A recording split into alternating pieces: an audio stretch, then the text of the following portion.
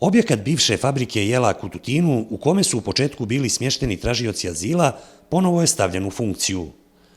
Ovo je urađeno zbog velikog broja azilanata koji u posljednje vrijeme borave u Tutinu, a koji su bili smješteni u objektu u Veljem polju. Ovdje je kapacitet otprilike do 200 lica mogu da budu smeštena onako relaksirano, da to bude sve kako treba. Međutim, broj je išao do 250, čak i više, i onda smo bili, ukazala se potreba jednostavno da se i to dole otvori.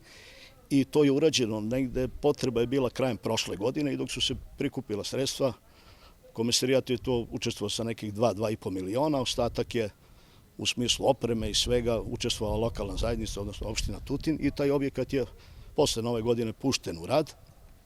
I onda smo se rukovodili time da je taj objekat, pošto je manje kapaciteta, do 100 migranata, odnosno kreveta, kako mi kažemo, mi smo onda odlučili da tamo bude nešto što je za bolje i lepše migranti, kako bih ja rekao, a to su porodice, naravno, bliže im je grad, izdvojene su, imaju decu i tako dalje, i trenutno dole boravi 26 članova porodice. Trenutno u Tutinu u 2 objekta boravi 198 tražioca azila.